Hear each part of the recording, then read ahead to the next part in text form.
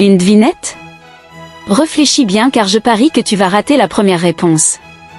Alors, je suis né un 25 décembre. On m'appelle fils de Dieu. J'ai une auréole sur mes représentations, et on m'appelle le Messie, qui veut dire loin, mais on m'appelle aussi le sauveur de l'humanité. Qui suis-je? Réponse 1, Bouddha. Réponse 2, Jésus.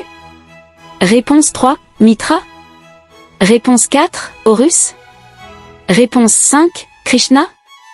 Réponse 6, eux tous. La bonne réponse c'est eux tous. Deuxième et dernière devinette. Je suis issue d'une conception virginale, c'est-à-dire ma mère m'a conçue étant vierge. J'avais 12 disciples. Je soignais miraculeusement les malades et j'ai même marché sur l'eau. J'ai ressuscité un mort du nom de Lazare. Qui suis-je?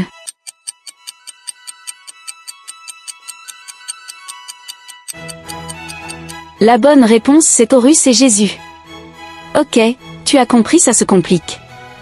Alors, toute l'histoire de Jésus que tu connais est plagiée sur celle de Horus, et sa résurrection est plagiée sur celle de l'Égyptien ancien Ounas. Regarde bien l'orthographe du nom Horus. Ça ressemble étrangement à celui de Jésus. L'adversaire de Horus s'appelle Setne. L'adversaire de Jésus s'appelle Satan. La mère de Horus c'est la déesse Mérite Ré Isis. Mérite veut dire aimer. Ré, ou Ra, veut dire Dieu. Mérite Ré veut dire aimer de Dieu. Les déesses égyptiennes portaient ce titre. Étrangement, la mère de Jésus, copie de Horus, s'appelle Marie en français, et Méry en anglais.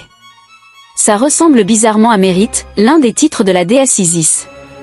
N'oublions pas que le pape, et même Vladimir Poutine adore la Vierge Noire, alias Isis.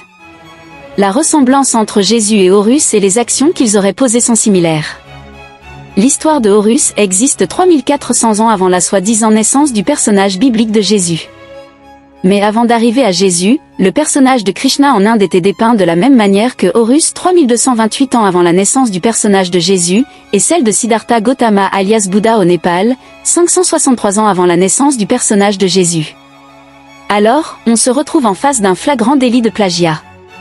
Pareillement que Mitra chez les Perses, l'Iran actuel. D'autres plagiats sont les histoires d'Abraham et de Moïse qui sont similaires à trop de points à celles du pharaon Amenhotep IV alias Akhenaton, père fondateur du monothéisme. La prière Notre Père qui est aux cieux aussi a été plagiée comme l'a démontré l'éminent professeur Feukalala Omutunde. Paix à son âme. Jeune Africain, réveille-toi, fais tes propres recherches. Si le paradis existait vraiment, ceux qui t'ont vendu comme du bétail ou un bout de pain ne te l'auraient jamais montré. Si tu es chrétien aujourd'hui, c'est parce que tu as été colonisé par les Occidentaux. Certains le sont parce qu'ils sont facilement influençables. Ils ne savent pas se poser les bonnes questions. Abonne-toi à Religion, analyse approfondie pour ne pas rater notre prochain numéro. Il sera un peu plus spirituel qu'historique.